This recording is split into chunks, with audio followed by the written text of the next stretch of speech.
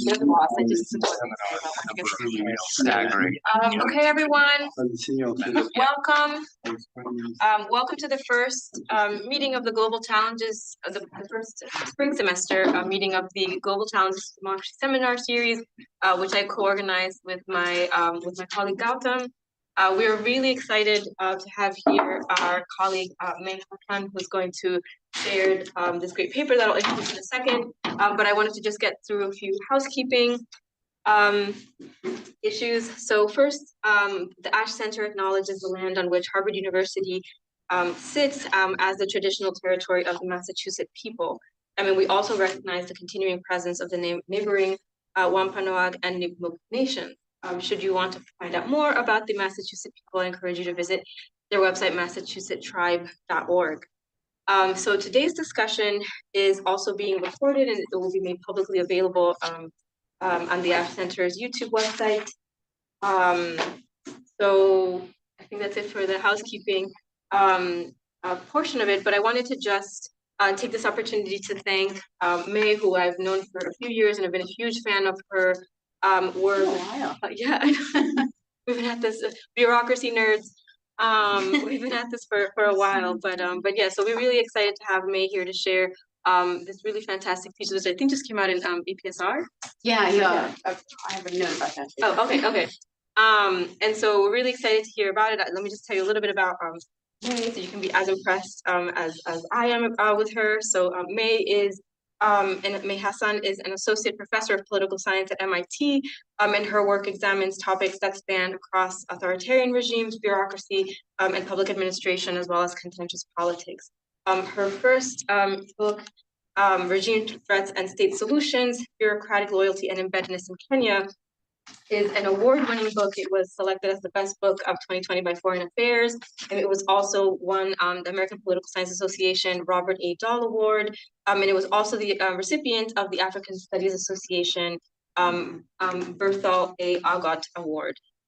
Professor Hassan's other research has also been published in numerous journals, including the American Journal of Political Science, the American Political Science Review, Journal of Politics, and various other fancy places. She earned her PhD in government right here at Harvard University, and before you at MIT, she was with me in the Midwest at the University of Michigan.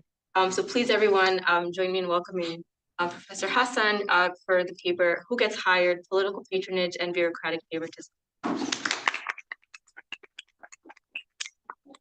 Actually, I really appreciate it. A few housekeeping notes on my end. I got COVID maybe about 10 days ago and completely, obviously negative, but I'm having a little bit of brain fog, and so I think I'm with it. But I might not be with it.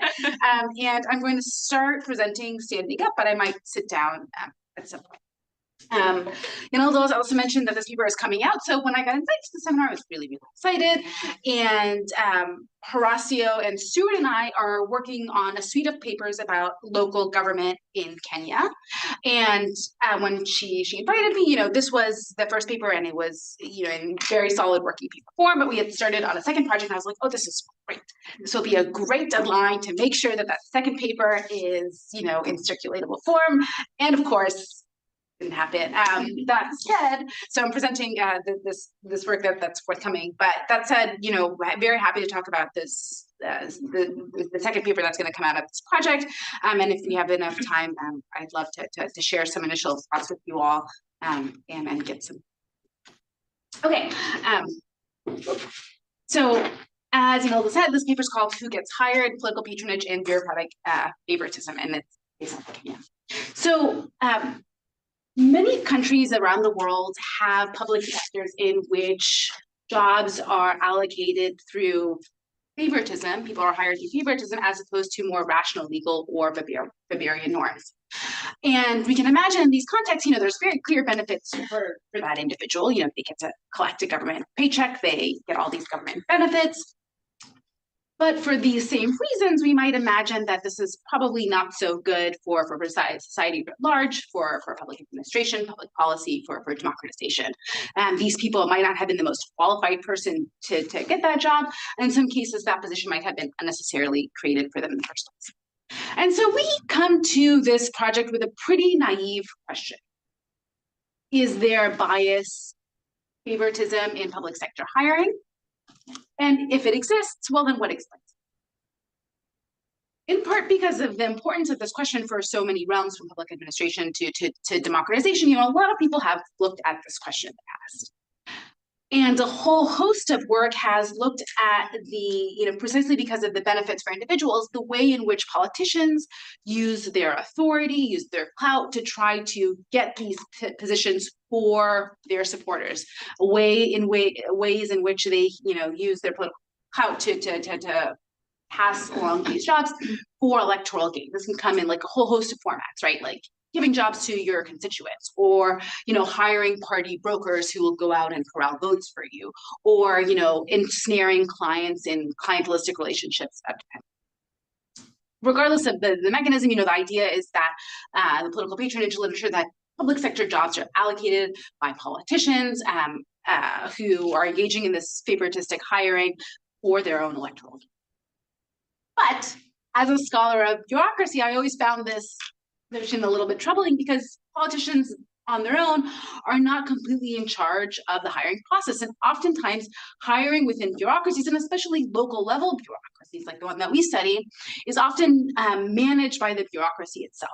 Oftentimes there's a bureaucratic manager, like a high-ranking middle-level bureaucrat that's actually in charge of the actual hiring, actually in charge of the recruitment practice.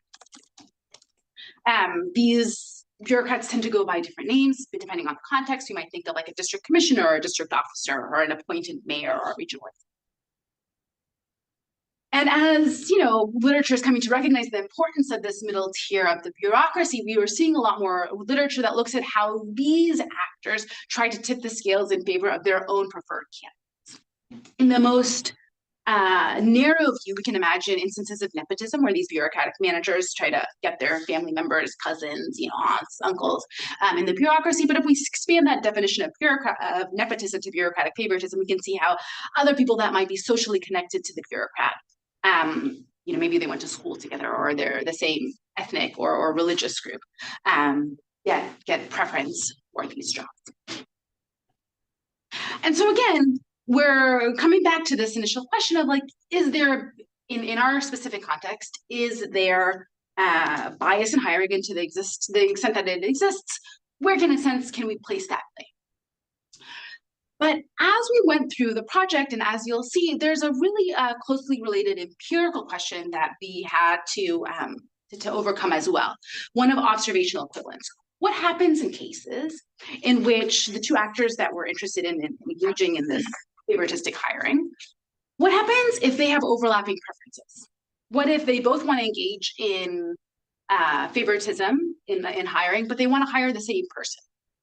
This observational equivalence then will make it really hard to distinguish the level of political patronage or the level of bureaucratic favoritism that exists in a system. And we might overstate, if we only study one of these actors, we might overstate the amount of bias by one actor at the loss of the other. And so what we do in the paper then is we evaluate both of these quantities in tandem and leverage instances when their preferences for who they want to hire are not aligned. And surprise, surprise, we studied this in Kenya, and not, and in local governments, and we find that hiring is biased, not just because it's Kenya, but because we would expect that hiring to be biased in many governments across the world. And we find that there's actually a large degree of this bias, and that it's in favor of both politicians and these bureaucratic managers. And more so actually in our case, that more of this biases can actually be attributed to these bureaucratic managers over politicians. And we think that this is a really important empirical finding for much of the literature that tends to just look at the role of patronage in favoritistic hiring. Precisely, there's a lot of work out there about how do I want to put it?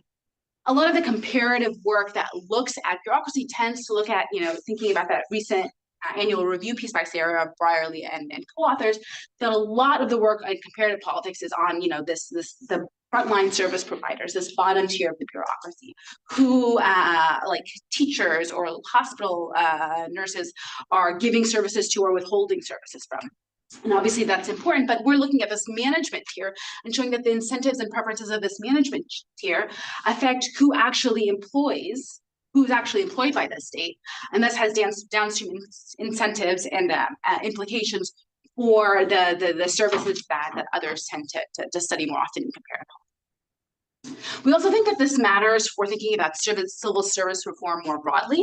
So, going back to Barbara Getty's famous 1994 book, The Politician's Dilemma, we think about civil service reform. She called civil service reform the politician's dilemma because politicians benefit from these patronage states, from being able to embed their supporters into government jobs, and that it's so hard to create a meritocratic state because of the skewed incentives. And while we're showing that, yes, that's true, politicians have continued incentives to foment or to stymie civil service reform, we're also showing that bureaucratic managers also have a role in trying to stymie civil service reform too. And so unless we consider the preferences and the incentives of all actors involved in these hiring processes, then civil service reform is going to be incomplete. I should have also mentioned that I'm happy to take clarifying questions throughout. Liz. This wasn't a paper that I circulated during our dissertation group, but I was working on it back then, and so maybe I mentioned it. So it's coming around full circle. I've already told our whole working group that we're here. So in the paper, we present a toy model. I'm not the modeler in the co-authorship team. I'm happy to walk through the actual specific mechanics of the model, and those are appendix slides. But instead, I'm going to walk through the model verbally. Though, as I said, very happy to go through some of the mechanics. So our basic intuition is actually pretty simple. We start with the idea that hiring in the public sector is going to be affected by at least two actors. Someone we're calling a local bureaucratic manager, and someone that we're calling, a local politician. And the basic intuition is that so long that hiring is controlled, that both actors have some say over the hiring process or have some leverage over the other, then we should expect that both of these people are able to extract some level of favoritistic jobs for themselves. We should expect to see both patronage and favoritism. In the model, we start though from because hiring tends to happen through the bureaucracy itself, we set this up as an allocation game where the bureaucratic manager is in charge of, in a sense, allocating the number of positions that they get to choose and the number of positions that the other local politician gets to decide over. And that they're in charge over allocating over two different types of jobs. Paper we follow Sarah Briley's work and distinguish between higher level professional jobs and lower level, less skilled menial jobs. But we could just have easily instead model this as jobs over two different sectors, like the Department of Work versus the Department of Health, or two different agencies, right? In the model, we argue that there's going to be two separate factors that affect the actual resulting allocation. First, I think we model this as beta in the paper, each actor's relative preference for each type of this position. Sure, me as I might a local manager or a local politician might want to allocate all of the jobs to their preferred person, but they have pros and cons, right? So professional positions tend to pay more, and so maybe then as either a politician or as a manager, you might be able to extract more of that paycheck as a kickback from giving someone a job, or in some contexts where professional bureaucrats are thinking about a local engineer. They decide where public goods and services end up going. Maybe you want to choose the specific professional position because then you can mandate that they create public goods in your locality as opposed to others. On the other hand, we might think that menial positions are also really valuable too. So even though they don't pay as much, they might be really useful as a place to put your party brokers, for instance, or they might be a place oftentimes because they don't have as many education requirements, they're a lot easier to distribute than more high-ranking professional jobs where there are at least some qualifications that you have to. The other element that we model is each actor's relative leverage over the other. And again, we expect that institutional context, like, the case that you actually study is going to affect this as well. And so in some cases, perhaps the local politicians are actually the ones in charge of the purse strings. They're the ones that dictate how much money actually goes to personnel budgets. If that's the case, they probably have a little bit more power. Maybe in other cases, the local executive, bureaucratic executive manager is more insulated from politicians because of civil service laws that insulate them. So again, this is going to depend on the specific context at hand. As you might imagine, we toggle these two variables. I think the model of beta and UP. And the result, as you might imagine, is we have 4 different equilibrium. The result is actually pretty intuitive, that the relatively stronger actor in each box is able to extract more of their preferred position. I think specifically within the model, it's like they can extract all of that position, and then perhaps some of the less preferred position. So basically, the idea is that there's a set of people that you can hire. It's not the attributes within each type that the bureaucrat and the politician are going to optimize, but just the composition between these professionals, basically. Or is it that there's some? Are you asking about the budget constraint? Well, that's part of the question, but just what they're doing actually, like what they're allocating. Not types of menials and professionals, but literally just the number. Or when you say, when you characterize an equilibrium, like what do you mean?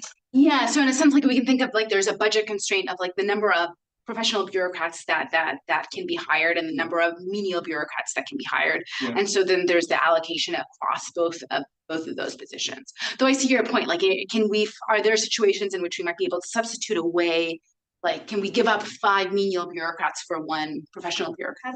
Is that what you do in the model? Or no, that's not what we do, but that's just saying it out loud, that's an interesting point. So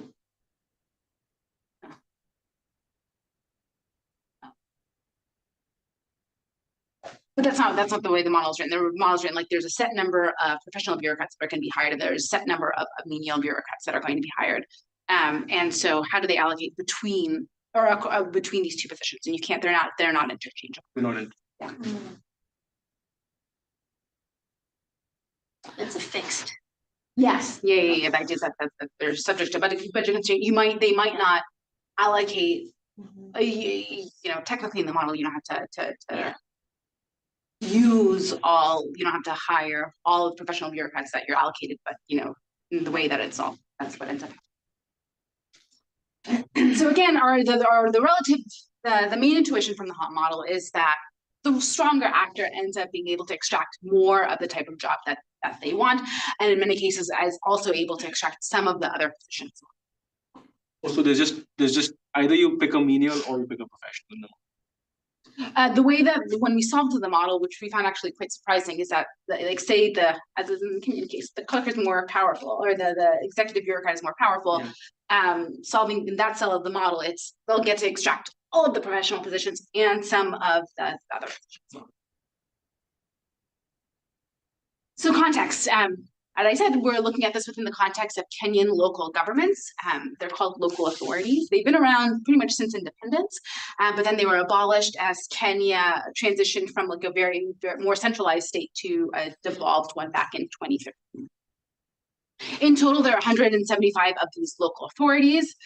They're about the same size as a U.S. county. And in the Kenyan context, the most important political cleavage is an identity one, and that's city. When we, started looking at these local authorities, the first question that we asked is like, so local government, what are they in charge of doing? And they have a lot of like de jure responsibilities. But then we started looking like de facto what they do, and I don't know how to explain it. They really don't do that much. So for my book, for instance, the main locus of government is the tier that I focus on in my book. It's the district system, and that's a central government system in which it's under the office of the president, right? Given this very centralized state pre-2013, that's where like most local government goods were being distributed precisely because then the center could allocate goods when and where they wanted. Local authorities, though, you know, in reading a lot of the literature by public admin scholars working in Kenya and who were Kenyan themselves, they would describe, you know, the purpose of these local authorities as quote unquote employment bureaus. So to give you a sense of what that means, this is our data from 2004 and 2012, and each dot is the percent of expenditure in that locality's budget that went towards personnel. And you can see that the average was between 60 and 70% most years. And some local authorities are off the charts. I think one local authority spent 90% of their budget in one particular year just on salaries. And so, like, yes, they're supposed to run primary schools. Yes, they're supposed to build boreholes. Yes, they're supposed to fix local roads. But in actuality, what ends up happening is like a vast amount of their budget doesn't only go towards recurring spending, but specifically hiring, right? When you think about recurring spending in total, it's probably about 10 or 15% higher. Does this include teachers and like frontline bureaucrats? So teachers are paid by the national government. That's like for teachers, and healthcare workers are done through the It really is like central government. Yeah, and so these are like market sweepers, they are askaris, they are guards, they are game officers. Yeah.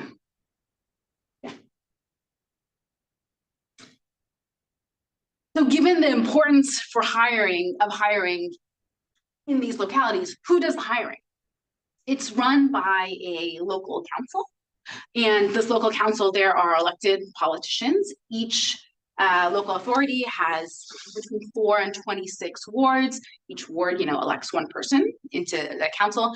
And in addition, there is one person who is considered like the CEO who manages that whole local authority. This is the appointed clerk. They're appointed by the Ministry of Local Government. These are highly trained people.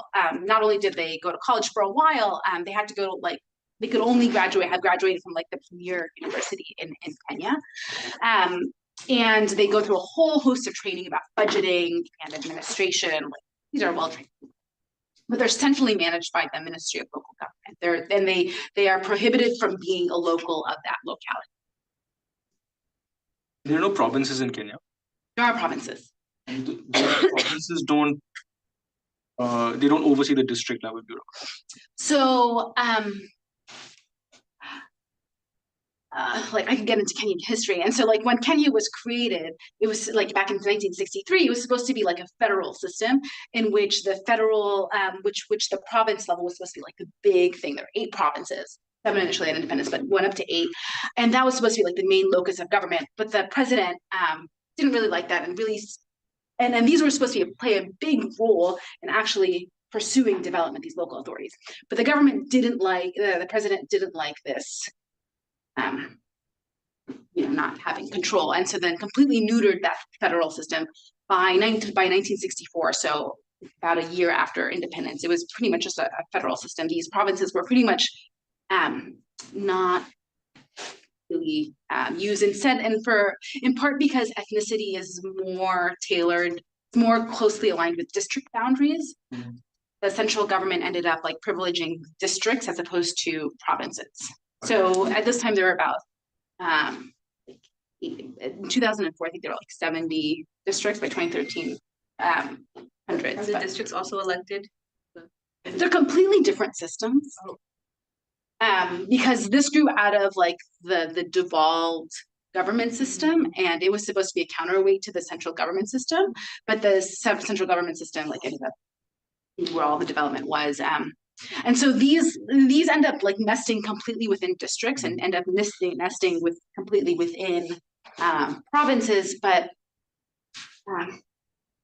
like the district commissioner, for instance, doesn't sit on these local authorities. They don't really have that much say over the hiring or. And that's a bureaucrat. The district commissioner is a bureaucrat. So yeah, basically, bureaucrat. So there's like ministers of parliament, and then there's these elected councillors. Yeah, these are like local, you know, like they're local. There's no like middle tier of government that has a say in steps. No, like a provincial senate or something like that. No. Like I'm thinking, if maybe like thinking about Kenya or India, which is a much larger country, like you would probably need that level of representation. But Kenya's, you know, only about 50 million people today, so a bit smaller. You don't have mayors? You know, in the council, there are mayors. So out of the average of 11 elected councilors, out of the 11, they self-appoint one of them to be the mayor for a 2-year term. The mayor is not elected by the population. No, so there's councilors, right? Like in each local authority, there's 4 to 26 councilors that are elected. And say there's 20 councilors in that local authority, those 20 decide together in a room who's going to be that mayor, who's going to be the mayor for a 2-year term. Then it rotates to someone else, and then it rotates to someone else. But the specific mayor is not elected by the population. The mayor does have a little bit more authority than the rest of the councilors, but his role is more so like corralling and being like a whip, like in the U.S. Parliament, like a whip for the party, against the. We does have a program for the city, a plan, whatever. No, not like our mayor here in Cambridge. No, they're not elected on that. As I said, like this system was completely neutered because the central government back in the 60s, I remember doing a whole host of archival research about this, like taking all of their funding, not letting them hold debts for like too long of a time, because they didn't want this system to be a check on the central government. Yeah. Is this geographically contiguous? Like, is it a wall-to-wall system where every part of Kenya is in a local authority, or is there like an unincorporated area in a district that's not in a locality? No. So it's a wall-to-wall system of contiguous boundaries. Okay, and then does your research look at all at the 2013 restructuring period, like a before and after? No. Is everything after? Everything's before. Everything's before. Okay. So you don't exploit the period of restructuring at all? No. It's funny because we were doing, Stuart and I are doing interviews for like the follow-up paper right now. And we're doing these interviews with people like clerks in these local councils or other people in the Ministry of Local Government. They're like, why on earth are you looking at the local authority? This was a decade ago. They did absolutely nothing. And like the counties are what's important now, but we're interested in it. Yeah. Okay, so going back to this, we differentiate between lower level menial positions. Again, these are some examples in our data are like market sweepers, drivers, askaris, guards, typists. And we code them systematically by people who are, there's the salary grade, the official salary grade in Kenya for this ministry is between 1 and 20. And people whose salaries are between 10 and 20, we code as menial, fairly low salaries. And importantly, the full authority to decide if you want to hire another market sweeper, if you want to hire another typist, if you want to give them a pay raise, that has been completely delegated to the local authority itself. This contrasts with professional bureaucrats who all, went to college, think people like an engineer, local treasurer, a land surveyor, whose salaries are 9 and below. And they are officially, technically, de jure, managed by the Public Service Commission in Nairobi. But as you'll see, local authorities, and especially the clerk, have a huge amount of say in not just the extent to which they ask for and like receive a new one of these positions, but who specifically in that position comes to that specific local authority. I'm sorry if you said this at the beginning. Are these all permanent positions? No. Is there any difference in? Yeah, that's an interesting point. So the lower level menial positions, actually those tend to be quite permanent. Once you get appointed, it's really hard to be fired. Professional positions, again, once you get appointed by the Public Service Commission in Nairobi, you're appointed and like it's, unless you do something very, very bad, like you're not going to not be eligible to be a land surveyor anymore. But just like as I'll describe with clerks, because they're managed by Nairobi, like they can be rotated around. It's not as political as some of like the other positions in Kenya, where it's like if you do something wrong, you'll get moved, but it's more so like they are moved at the discretion. We describe the people more so moved at the discretion of other more important players. Okay, so to give you a sense of this composition, 95% of the positions in our data are these menial positions. And in addition, you can see, precisely because local authorities can hire and promote up until salary rank 10, there's like this they promote up to that level and then kind of stop. And clerks are the highest level within these local authorities, and there's no one who's rank 1. Yeah, the clerks tend to be like a rank 3 or 4. So clerks are, in a lot of our readings, a lot of our interviews were very clearly painted as the most important person in the locality. This is both for formal reasons. They're the ones who sit on the actual hiring committee. They're the ones who review the applications. They're the ones who sign off when someone is actually gets hired or not. But in addition, and especially more so for thinking about hiring of professional bureaucrats, they actually have a direct line to the center. Precisely because they're a member of because they're in the Ministry of Local Government, if the locality decides we need a new engineer, well, the clerk is going to be the one who petitions the Minister of Local Government or the representative to say, we put in an application 2 weeks ago, you haven't moved on it. We've done interviews, we really want this person. Or they're the ones who can drop an issue if they aren't interested in hiring a specific professional. Even though clerks are the most important, and when we think about clerk preferences, we can imagine in this case, they want to hire both menial and professional positions, but a lot of interviews suggested that they were much more interested in hiring for professional positions. Why? So as I said before, these clerks can't serve in their home area, and so in some cases it's quite innocuous. They want to choose professional bureaucrats. They want like their central office. They're more likely to hang out with an engineer than they are with a market sweeper. So they want bureaucrats that they're going to have a deeper rapport with, right? But also these professional bureaucrats are actually in charge of things like procurement and deciding who gets contracts. So we're thinking about who can actually engage in graft for the clerk. Professional positions are a bit more lucrative. And also, we think one of our interviewees mentioned the law of numbers. They said, well, say there's going to be hiring in this local authority and we expect 20 new hires. You as a clerk have to balance, your 15 counselors and your preferences as well. So at most, you're going to get 2 or 3 hires. So if you're only going to get 2 or 3 hires, in a sense, you got to make it count. Even though clerks have more authority, counselors have substantial authority, or they wield significant informal authority in this setting as well. And in particular, ministry officials at the Ministry of Local Government said, well, fundamentally, counselors are wedded to their specific ward. They can't move, whereas clerks can. And so if there's going to be a conflict of interest, we don't want too much noise from these counselors, and so it's easier to move a counselor than it is to, find another solution. So sometimes counselors would petition the minister for a new clerk for very innocuous reasons. There's one example in which the clerk and one of the counselors were vying for the interests of the same woman, and the clerk is the one who got moved.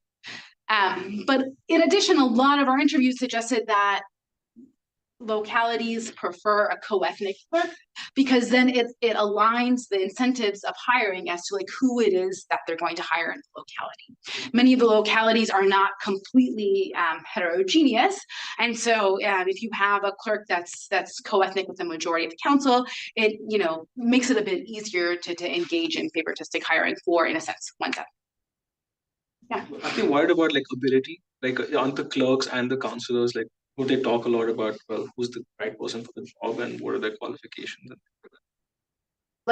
Is there any amount of competence? Are they thinking about this with regards to competence? Or is it just purely So for the menial positions, a lot of, I can imagine situations in which they're if we're going to have an askari or a new guard, then we want someone, a guard. That is in Kenya mode. But so if you want askari, then maybe we want someone who has deeper networks than someone who's just we pick off the street. And so we definitely see that argument. But in a sense, these positions, and to some extent, are probably interchangeable. And if you're going to hire 20 askaris in a year, 5 askaris in a year, it is probably a bit more leeway. You don't have to get the one right person. Correct. For professional bureaucrats, bureaucrats did end up getting a reputation for themselves and saying this bureaucrat's very, very good at engineering tasks, or this one's very good at building schools versus building hospitals. But when we can't really look at that with the data, that is an interesting point. And the local councillor doesn't get any benefit from hiring competent. Like, is there something Hiring, like hiring of like managerial positions who are people who are good at it?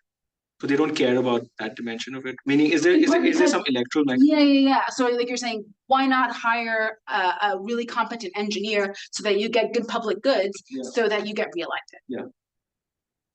But that's not what these people were getting reelected on the basis of. Like in talking to some councillors and these clerks, it's like the way you get the purpose of these local authorities is to distribute jobs. Who can distribute more jobs? And like that's the locus at which people were getting reelected, in part because so for instance, like the local authorities were supposed to get 5% of the budget, the national income tax, to split 60% over on services and 40% on operations. But we just had an interview last week that said, this public administration scholar defines this and said that during like the last 10 years of local authorities, they never got more than like 3% of the finances of the local income tax. And so if you're not getting enough money and you have this recurrent expenditure, most of the money goes towards that. And there's just like not sufficient money left over to engage in public goods. Yeah. So if presumably there's a large number of co-ethnics who are qualified for these jobs, in particular the menial ones. So how are they deciding whom to pick among the co-ethnics, right? And it's like it's hard to fathom that competence wouldn't matter. Yeah, no, I think you're right. Like there's no cost in a sense. Yeah, no, I think like I'm sure there is some level of there's got to be, right? Why, or if not competence, well, what else? Some other dimension than co-ethnicity, because there are 100 or 200 or 300. So who do you pick? Like you choose the men, or you choose the youth, or you choose well connected and can broker if that's the ones the ones who are in a specific party, or the ones who like are known to be hooligans and can rile up, that can like keep order in the locality. And I'm sure that's definitely played a role in it. That's just something we can't look at with this data, but I don't know if that's something that would do you think that would affect the ethnicity results? Not sure. Just seems interesting. Yeah, I think that's definitely something that's going on. That's something that we can look at. Well, as for myself, I'm a governor of a local province. I'm trying to understand, what is the purpose, since being competent, not competent, whatever they are recruited, since they bring no added value. I mean, they're just there. Why hire? Yeah, why hire? No, why, being competent, not competent, being family, not family. I mean, they do nothing. They're just there. So do you think that is, so what sort of population of state administrations is this, like, do these results speak? Is it just like these, are they quite external validity? Yeah, so I see what you're saying. So like if these are positions in which there's actually the way that I've set this up is that they're not actually engaging, in actual development work. And so then there's, in a sense, like, what's the value added of it having some level of competence? Yeah. Then what's the external validity? Is that your line of thinking? Or not, it might be the case that there are many such bureaucracies all over the developing world. I just don't know if that's the case, yes or no. Like, obviously there are teachers and healthcare workers and so on, but that's not what your results are going to speak to. It's more, I've created an entire arm of the government which is exclusively designed to staff like patronage jobs of different or party brokers or client. Yeah, and they don't have apparently any other function. I was just curious as to like if that's a very common thing.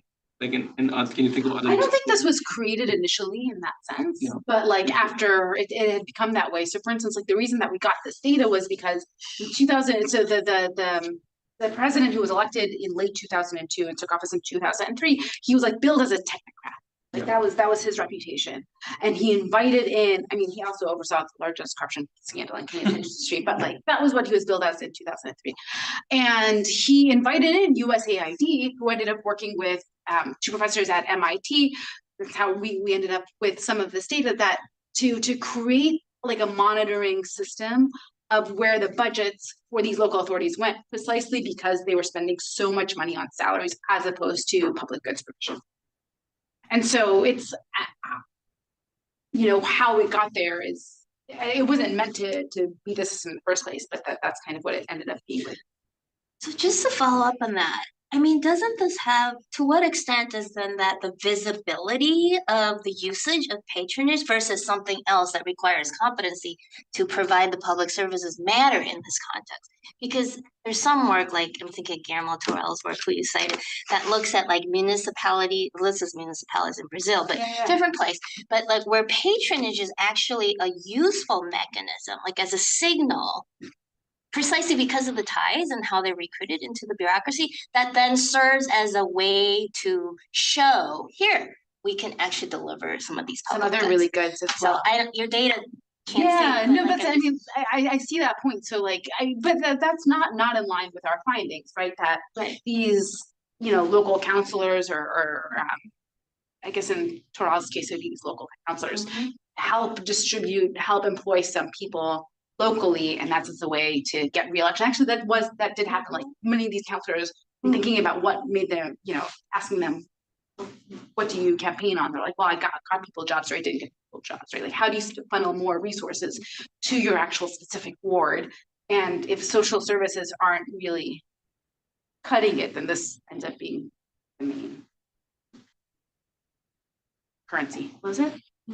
This is obnoxiously more of a comment than a question.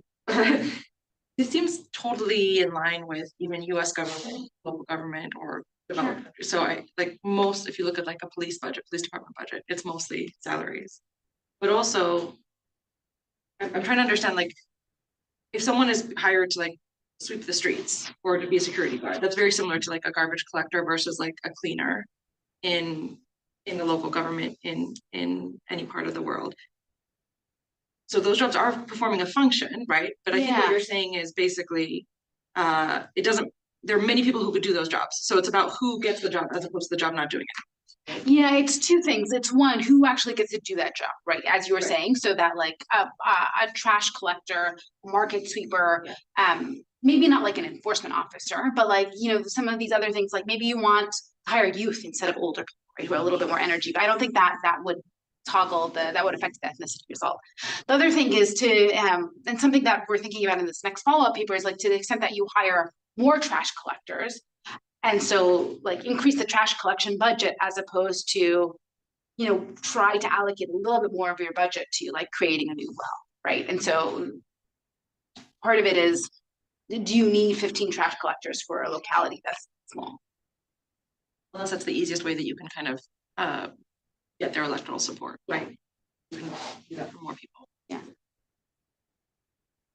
Okay. So to give you a sense of going back to the paper, to give you a sense of the extent to which counselors can, petition successfully the local government, the Ministry of Local Government for a new clerk.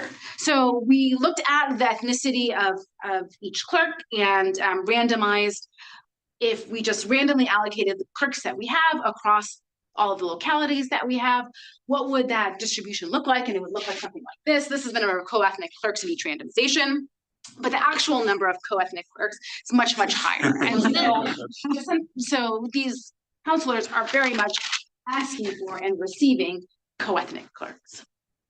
And so then this, feeds into that observational equivalence problem that we were talking about.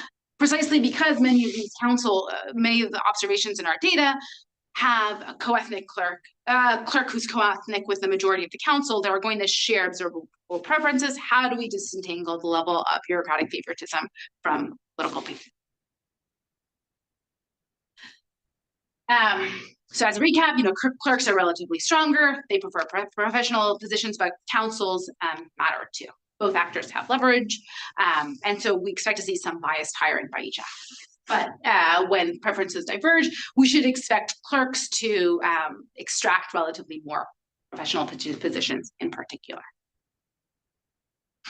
Okay, so what did we look at? We collected this payroll data that took us so long to clean. It ended up being like 160,000 rows, and it included people's names, their salary grade, and their position, namely here. So like, are they a clerk or not?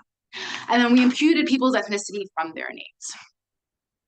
Then we collapsed the data to the local authority year ethnic group level, and our main outcome variable is the number of hires, the number of it's the number of hires that belong to ethnic group J over the total number of hires in that local authority in that year. Make sense? What's the ratio basically? Huh? Just going to be the ratio. Yeah. So how do we code patronage? Well, we use the election data to code what the local majority is for each specific council. And we specifically in trying to determine elements, how much patronage is going on, we leverage those instances, 37 instances in our data, 37% of instances in our data when a local authority is transitioning between clerks and doesn't actually have a clerk that specific year. Does the election data state the ethnicity? Or you use it from the names? We do for the counselors, we both we did it two different ways, and they were very similar, using their last names, but then also because we have like the ward level ethnic composition, we like saw to the extent to which it matched, and it was like 96%, especially in homogeneous areas. It was less so in urban areas, but yeah. Just a clarification question, when there's no clerk, does the formal authority for hiring shift?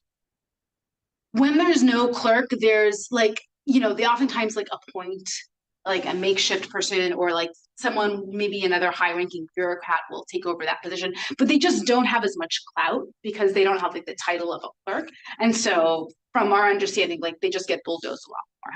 It's not like there's a hiring freeze or something. No.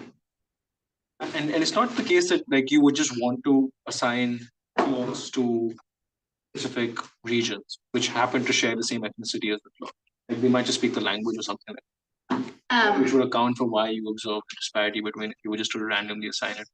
Meaning it's again based on ability rather. Yeah, no, so there's definitely benefits in doing that, right? Because then you have a clerk who understands local customs, who understands the local language, but there's also downfalls to that. A lot of these clerks talk about especially for instance, female clerks would be like, when I'm assigned to my home area, or when I'm assigned in a co-ethnic area, they don't take me seriously. Or, the elders will say, that they're a pushover or whatever the reason being. But, the central, at least for these positions, didn't always allocate in that way.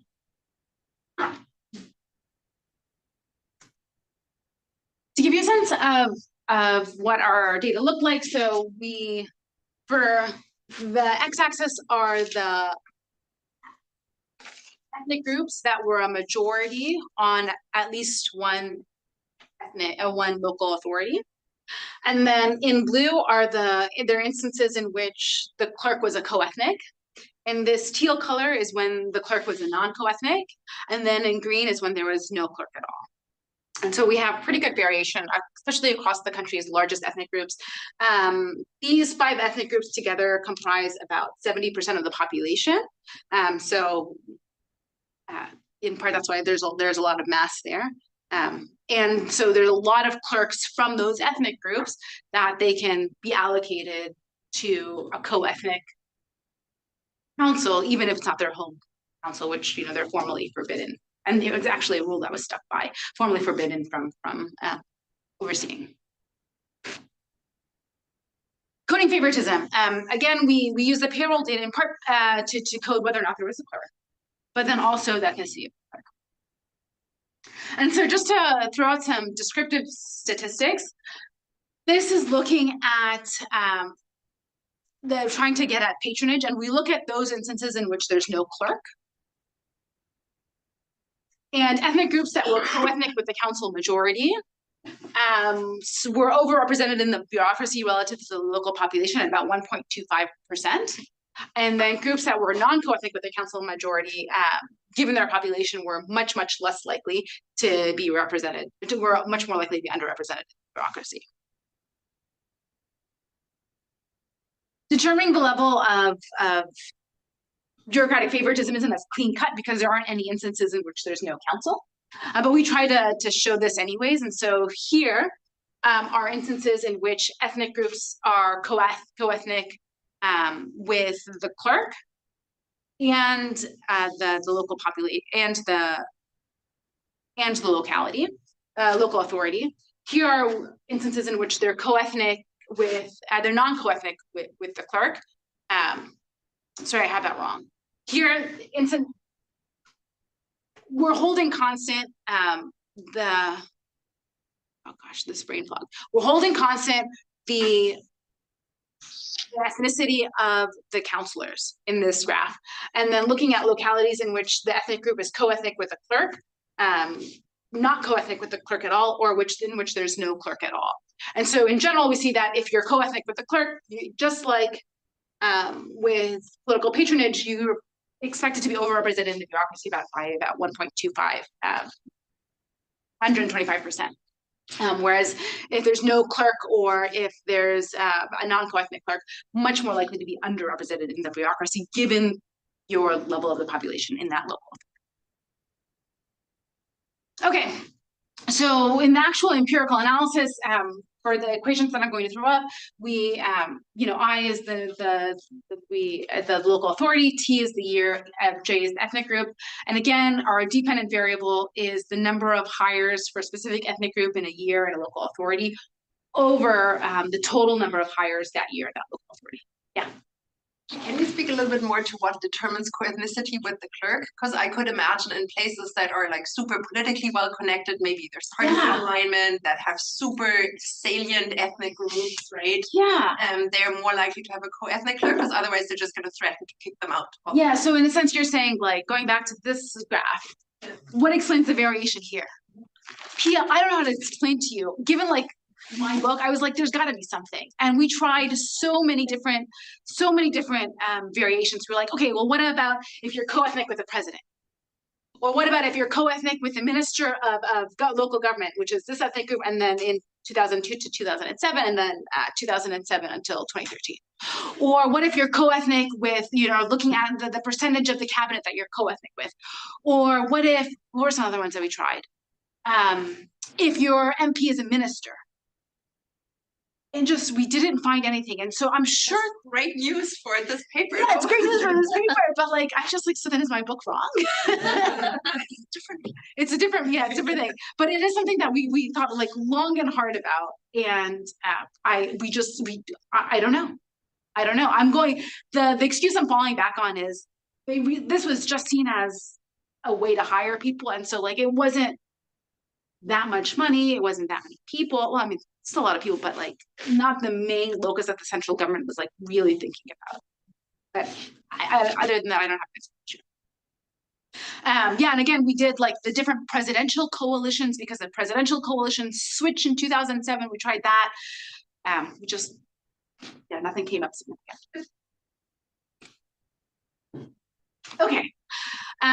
So this is the main equation that we use to run the analysis, and let me walk us through it. So, we have an indicator for whether or not the ethnic group is co-ethnic with the majority, the council majority. If there's a clerk, then this interaction, the clerk's ethnicity, and then interaction with the clerk's ethnicity and the local authority majority.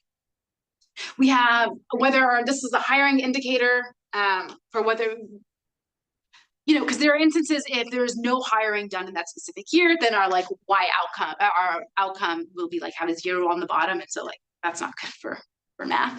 And so this is just an indicator for whether or not there was hiring in that year. And then we have a whole suite of fixed effects, local authority, ethnic group fixed effects, and year fixed effects. But then in other models, we switched them, right? We had local authority year fixed effects, and ethnic group fixed effects. And the results were similar, so we just stuck with this. Okay, how do we code if there's bias in hiring? We run these models because it's OLS. We add up, as I'll show in the next paper, like we're interested in the extent to which there's, easier if I showed this. So if there are omitted category in these models is instances in which there's no clerk at all, and the ethnic group is non-co-ethnic with the council, right?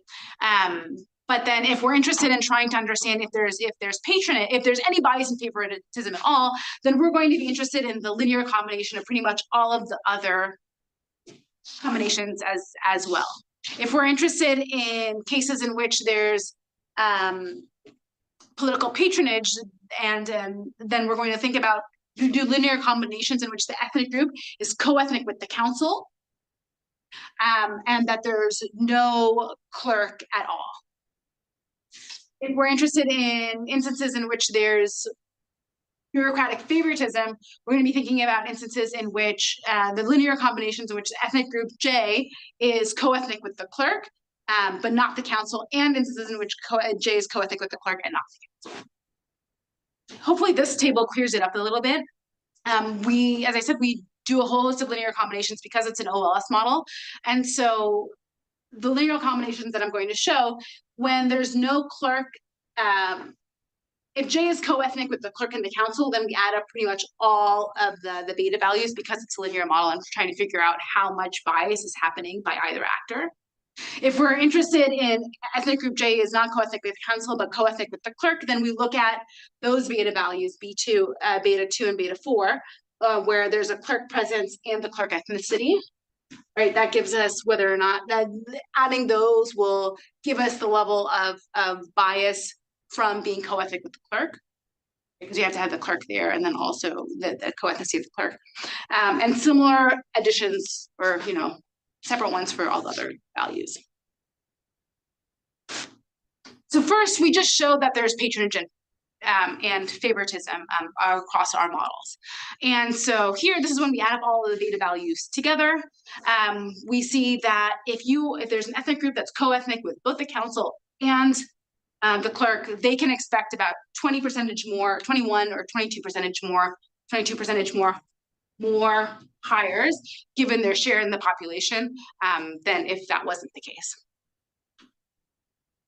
In thinking about trying to isolate the effects of patronage on its own, we look at the linear combination in which there's no clerk, right? And the ethnic group is co-ethnic with the council. There's no clerk at all. And there we see a hiring bump of about 18 or 19 percentage points. Looking at bureaucratic favoritism, we define that as given what we have, like if the ethnic group is co-ethnic with the clerk, but not the council. So there's a mismatch between the clerk and the council. And so that again is about 19 percentage points. The ethnicity of the council is defined by a majority in the council being. Yeah. And I think it was like 76% of local authorities had a majority. But yeah, 24%. And so this is a ratio, is a dependent variable. Yeah. This is a 22 percentage point increase in the share. Yes.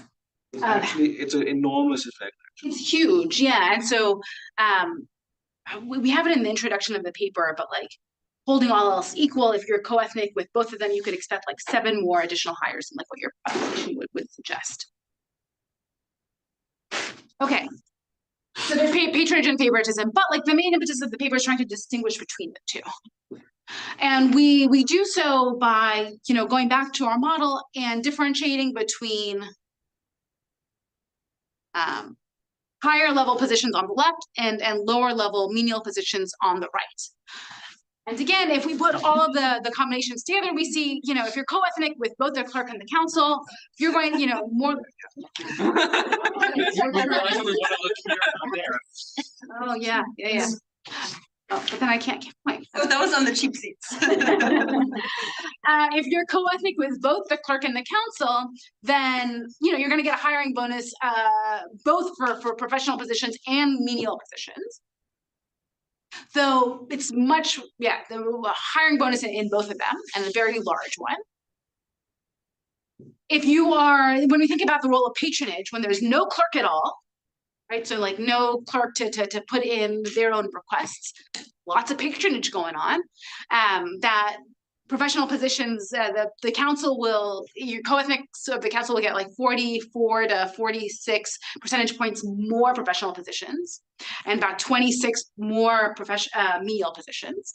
So definitely lots of patronage going on. But here, what I'm going to show you next are like conditions or situations, contexts in which the incentives of the bureaucrat and the council misalign.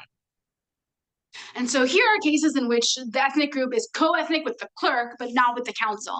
And we see still a pretty large hiring boost in favor of professional positions, but a much, much smaller one, almost non-existent, when it comes to hiring in menial positions. So even if you are co-ethnic with the clerk, doesn't mean that your ethnic group is going to see a whole host of menial hiring. You're not going to see that many more market sweepers, not going to see that many more guards, but you will see a lot more, engineers of that ethnic group being pointed to that area. And thinking about when the ethnic group was co-ethnic with the council, the politicians, we see that the bottom line that's indicated. Professional positions aren't really affected at all. So if you're co-ethnic with the council but not the clerk, like there's not really that much change in these professional positions, but there is still almost the same magnitude of increase in hiring at the menial level. And so in toggling between these two results, it gets us back to some of the insights from the model that when they're allocating positions, they're solving this allocation game by dividing positions across, they're dividing jobs across these positions based off of, the preferences of the stronger actor. Here are these linear combinations, and in red are those that are statistically significant. Circles represent menial positions, and squares are the results for the professional ones. And so again, the top line is when is political patronage. There's clear benefits for ethnic groups across political patronage across salary groups there. And the same thing if you are co-ethnic with both the clerk and the council. But we're starting to see this mismatch more in the third and the fourth lines. So if you are non-co-ethnic with the clerk, but co-ethnic with the council, you see a boost in menial hiring, not so much, not at all, with regards to professional hiring. And if you're co-ethnic with the clerk, but not the council, so the incentives are in a sense switched, then you still get professional hiring and still some menial hiring, but almost. Why is it the case that when you don't have a clock, it's just the council gets its way, right? Yeah. And now in that situation, the council likes to hire the ethnic favoritism in both the managerial as well as a non-managerial. Yeah. That's the sincere preference of the council. Yes, right? that's a sincere preference. Then why do you say that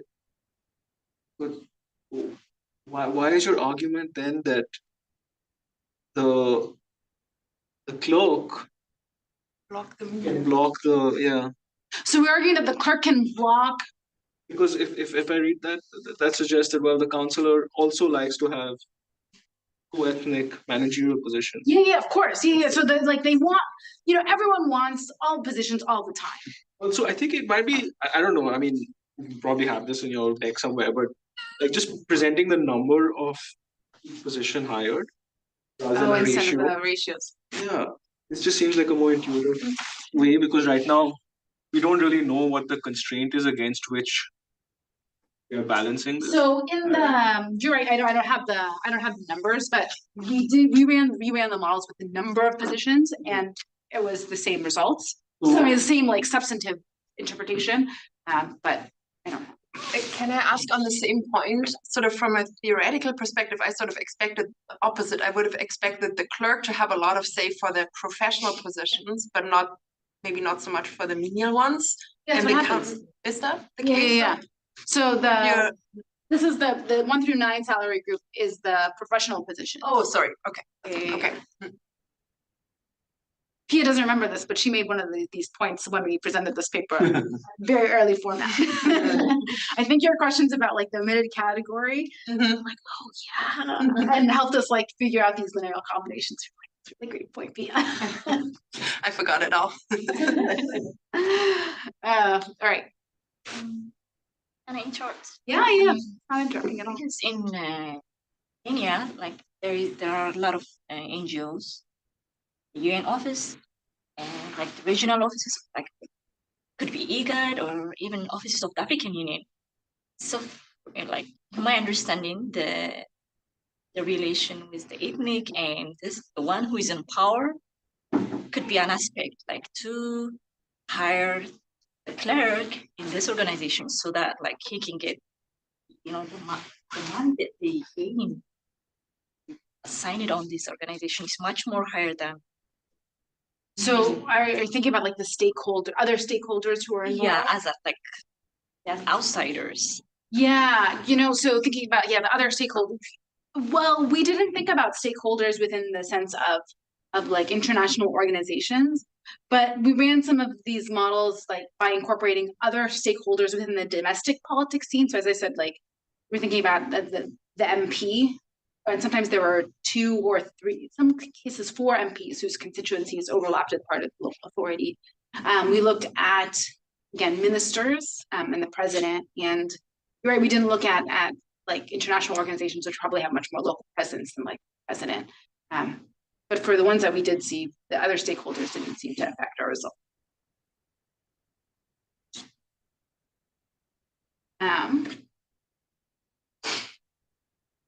In the paper, we addressed different alternative explanations and press inference. I mentioned a few of these before, but happy to walk through them if you're interested. But, in a sense, like, what's the main takeaway from this case? Yes, there's patronage and nepotism that happens or bureaucratic favoritism that happens in Kenya, as I'm sure it happens in many countries.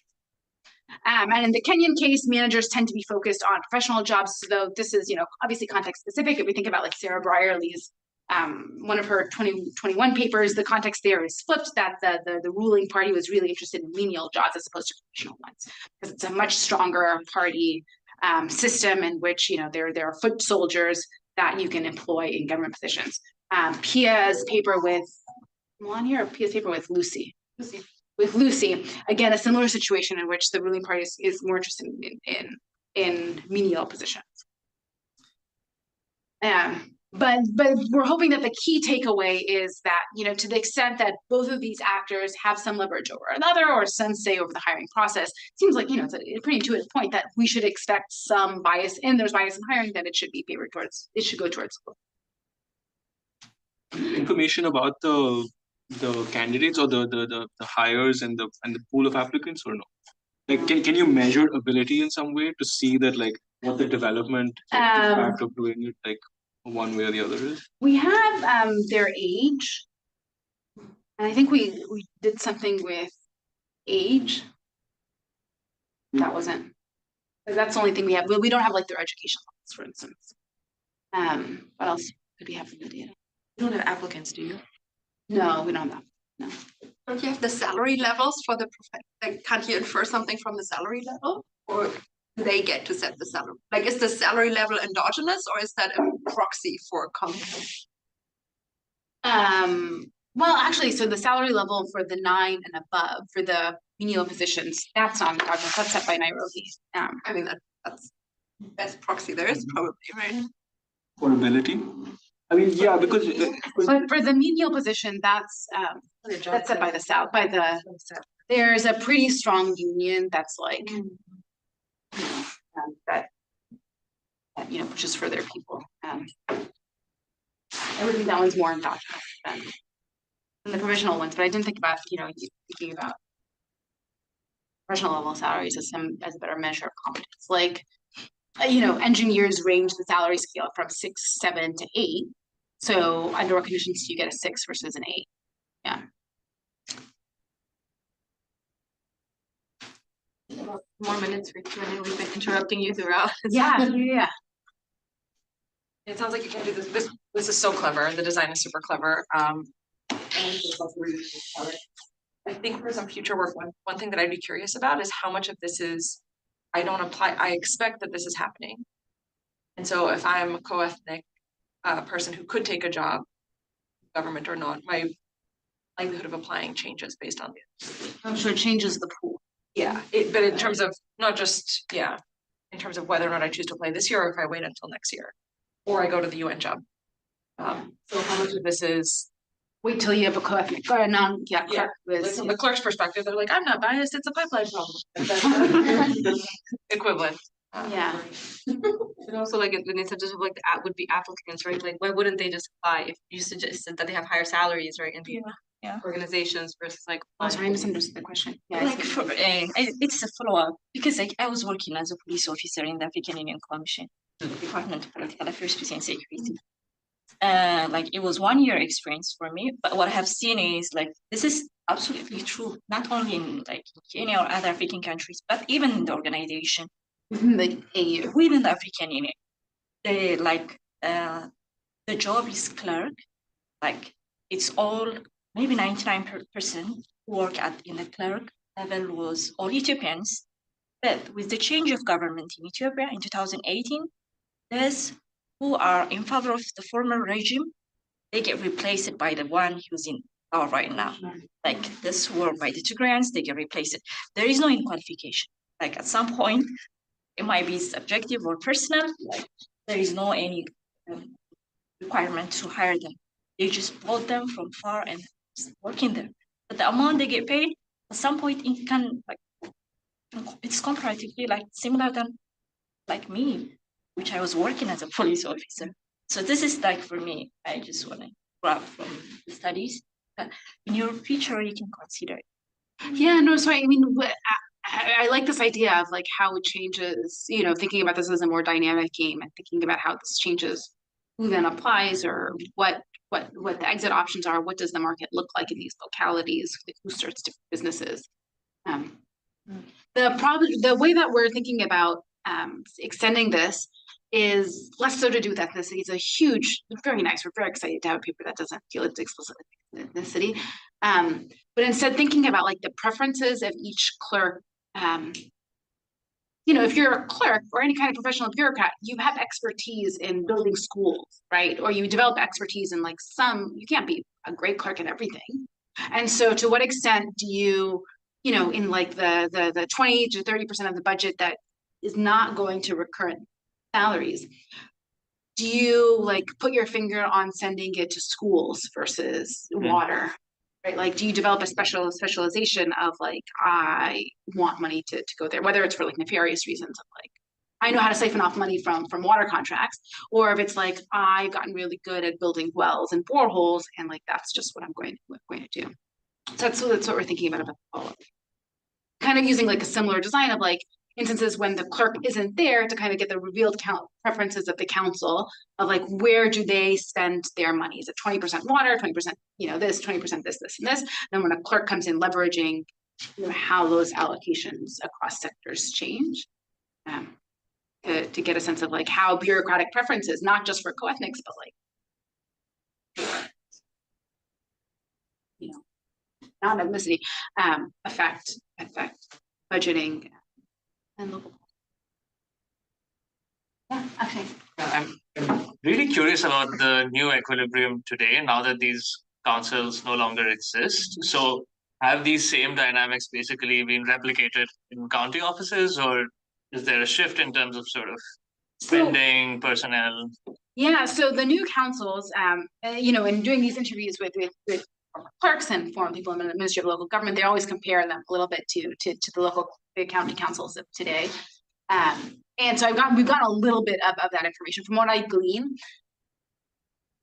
these local authorities were heavily in debt in 2013. And so the councils took on a lot of the debt of these local authorities, and that's really hamstring. And so even though now the counties have a lot more authority to raise tax revenue, to set their own priorities as to what they're going to collect, they're still very hamstrung by the amount of debt that they have to pay off for these local authorities. So that's one thing that's like been a very big thing in the interviews that we've done, like people lambasting the local authority system for like the ghost of it remaining. With regards to hiring, so I mean, it's interesting. So Well, the councils now, the counties are much larger. There's only 47 counties as opposed to 175 local authorities. And so if there is bargaining across ethnic lines, it might be at a different level, kind of what we were talking about, instead of like sub-ethnic groups or, this one particular pastoralist group versus this other particular pastoralist group. It might be like pastoralists versus horticulturalists. So that might change those dynamics. Yeah, no. I think I'm at my limit with Kenyan budgeting. So unless someone else wants to take on this project. Also ask, so it sounds like here the counselors, I mean, they have informal sway, but they're also sort of formally they have very little oversight capacity, right? Yeah, so it's not like Uganda. Yeah. So what about the county, the new counties? Has that changed the product? Oh yeah, they definitely. That's a good point. I didn't think with regards to your work about like how there is more political oversight over them. And the clerk, to the extent that the CEO is not appointed by the center anymore, it's appointed by the governor. So they'll be like the part of the ruling party of at least that locality. I don't know. Does that reduce the amount of like favoritism, given more oversight, or? I don't know. I really haven't done research on this, but those are really, yeah. I don't know. I'm thinking like, oh, the last chapter of your book. But I mean, I could put you in contact with some people who would know about it. I personally don't. Sorry, that's not a satisfying answer. This is related to your point about like different sectors. Are there ways in which you could say that a specific ethnic group would prefer investments in a specific sector? So this is related to our follow-up paper? Yeah, so I mean, it could be like maybe like the wards, because the wards are drawn, according to ethnic politics. And so maybe like specific wards border a river, right? And so like they want water over others. But there was that famous that big piece by like Prerna Singh and Evan Lieberman, or no, it was Evan Lieberman and this other student, Gwyneth Clinton, about like, do ethnic groups have different preferences for goods? But that was more so like at the national level. I can't imagine that at like the local level that like there'd be, well, maybe there is very strong preferences of versus not. Actually, what I'm thinking here is like Ryan Shealy looked at these local authorities and did an experiment on like the preference, like preferences at the local level, and what he found, I'm remembering it's a World Development paper, I'm remembering it correctly, it's that the MP ends up like pushing his priorities on his locality. But even though it's supposed to be participatory budgeting, and in fact what ends up happening is that the MP, in part because of like the contacts and the contracts that he can maybe siphon money off of, pushes development towards water versus. It sounds like you could do something similar to like the Duflo paper in India on like if it's a woman in charge of the Gram Panchayat, like it goes seeing if they go to versus. But then there's like a clear story about why women would prefer investments in health or water, like water versus roads. Or you could use your previous year's data to say like if when there was a co-ethnicity, they invested a lot in X, then that's clearly a preference in X. Like the labor market is such that everybody heavily. One of the things that we've been doing in our interviews is like saying what might explain variation in budgeting preferences. And the thing that's come up over and over again, we haven't looked at this empirically. A lot of the interviewees are saying the size of the locality is going to matter. That like the level of the size and the level of heterogeneity, if it's a municipality versus a local county, that's going to have a huge, as you might imagine, what's involved in running a municipal council of 300,000 people is very different than a county rural council of like 20,000. That's one of the things that's come out really strongly in the interviews, as is if a clerk has been in a locality for a really long term. Some of our interviewees call them dictator clerks. They can like have a stronger, they know how to work the locality, and so they can do a better job of pushing their preferences over some elements of spending over. Before we finish, I just want to say big thanks to Melissa and Danielle also for helping us organize this seminar. Thanks a lot.